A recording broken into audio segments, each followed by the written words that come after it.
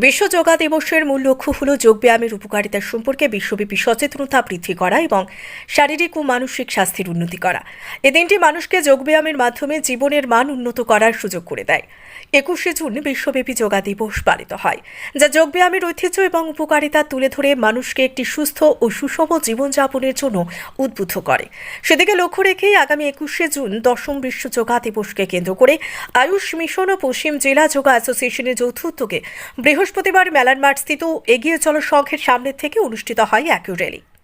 র্যালিটি শহরের বিভিন্ন পথ পরিক্রমা করে। র্যালিতে উপস্থিত ছিলেন যুব বিষয়ক ও ক্রীড়া দপ্তরের মন্ত্রী টিঙ্কু রায়, রাজ্য ক্রীড়া পর্ষদের সচিব সুকান্ত ঘোষ, মিশন অধিকর্তা রাজীব দত্ত, যুগ্ম অধিকর্তা বিনয় ভূষণ দাস সহ অন্যান্যরা।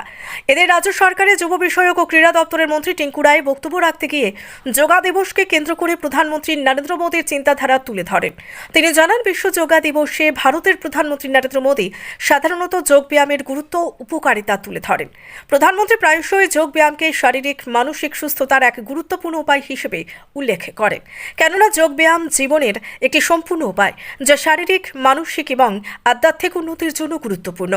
যোগব্যায়ামে একে অপরের সাথে এবং প্রকৃতির সাথে সংযোগ স্থাপন করার একটি মাধ্যম। যোগব্যায়াম মানুষকে আরও সচেতন এবং সুষম জীবনযাপনে সাহায্য করে।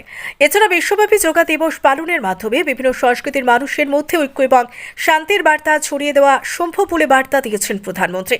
যোগব্যায়ামকে প্রতিদিনের জীবনে অন্তর্ভুক্ত করতে সকলকে উৎসাহিত করেন বলে জানান মন্ত্রী। এদিনের র্যালিতে যোগা প্রেমীদের উপস্থিতি ছিল লক্ষণীয়। তো আগামীকালকে ইন্টারন্যাশনাল যোগা ডে। আপনারা সবাই জানেন যে আজ থেকে 10 বছর আগে প্রধানমন্ত্রী নরেন্দ্র মোদী যখন রাষ্ট্রসংঘে বক্তব্য রাখতে গিয়েছিলেন এবং সেখানে প্রস্তাব দিয়েছিলেন এই যোগা ডেটা 21শে জুন যেন গোটা পৃথিবীতে সেটা গ্রহণ করে, এবং 177টা দেশ সঙ্গে সঙ্গে সেটাকে গ্রহণ করেছিল। যে এরপরে অনেকগুলো দেশ জুড়েছে, কিন্তু ওই দিন একসঙ্গে 177টা দেশ সিদ্ধান্ত নেয় যে এই দিনটাতে আমরা যোগা দিবস পালন করব। যোগা আমাদের দেশে এটা নতুন নয়, এটা আমাদের প্রাচীন পরম্পরা, এটা আমাদের চিকিৎসা পদ্ধতি। আমরা যদি আমাদের রাজ্যে দেখি, আমাদের যোগাতে শুধুমাত্র শরীর মন সুস্থ রাখা নয়, আর যোগা কিন্তু খেলাধুলার একটা বড় অংশ।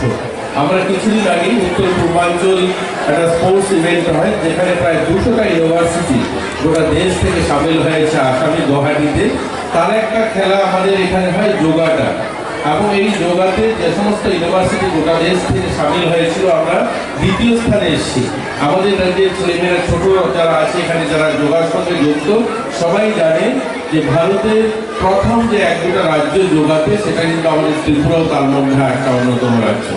তো আমরা আজ শুধুমাত্র মন এবং শরীর ভালো রাখা নয়, আজ খেলাধুলারও নিজেকে প্রতিষ্ঠিত করারও একটা বড় মাধ্যম আজ যোগা এসে দাঁড়িয়েছে। আর রাজীব দত্ত মহোদয় বলেছেন, এখানে অনেকে অতিথিরা রয়েছেন, আমি সবাইকে সম্বোধন করলাম না কারণ সময় খুব কম, সবাই দেখছি ছোটরা বেরোবে। তো রাজীব দত্ত মহোদয় বলেছেন যে আমরা প্রতিদিন যেন যোগাটাকে আমাদের জীবন সঙ্গে করি। সত্যি আমরা ওই যখনই 21 তারিখ আসে জুন মাসে, তখনই সবাই মাঠে আসি এবং সবাই উদ্বুদ্ধ হই যে আমরা যোগাতে সামিল হব। আমাদের দৈনন্দিন জীবনের জন্য যোগাটাকে সামিল করি। আমি এই মাসটা আজকে অনেক জায়গায়তে বলি, দেখুন কার্যক্রম সিদ্ধান্ত অনেকগুলো নেওয়া হয়, কিন্তু সেগুলোকে ইমপ্লিমেন্ট প্রপার করা হয় না। এরকমই একটা সিদ্ধান্ত নেওয়া হয়েছিল আজ থেকে 50 বছর আগে রাষ্ট্রের সঙ্গে, যে 5 জুন বিশ্ব পরিবেশ দিবস গাছ লাগাতে হবে। আচ্ছা ভাবুন, 50 বছর অতিক্রম করলাম, কিন্তু কতগুলো গাছ লাগালাম? সেটা উমাকান্ত স্কুল হোক, আইসিএম হোক, তুলসীবতী হোক, সরকারি কার্যক্রম প্রত্যেক বছর একটা ছোট্ট বাজেট থাকে, গাছ লাগাতে হবে। তো আমরা গাছ তো লাগিয়ে আছি, আমি নিজেকেও ইনক্লুডিং, আমি নিজেও গাছ লাগাচ্ছি। তো প্রত্যেক বছর একটা সংস্থা 5-10টা গাছ লাগাই, আর 50 বছরের মাথায় জানি উমাকান্ত মাঠে ঘুরলে 5টা গাছও দেখা যাবে না। অর্থাৎ গাছ লাগানোর কার্যক্রম হচ্ছে, গাছ বাঁচানোর নয়।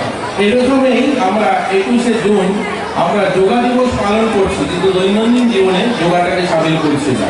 তো সবার চেষ্টা থাকবে আমরা দৈনন্দিন জীবনে একটা ছোট্ট সময় হলেও যোগাটাকে যেন সামিল করি, তাহলে এই যে রাস্তায় বেরিয়ে আমরা হাঁটবো তার সার্থকতা হবে। সবাই ভালো থাকবে। সবাই। আগরতলা থেকে প্রবীর দেববর্মা রিপোর্ট, সত্যের খোঁজে 24 ঘন্টা।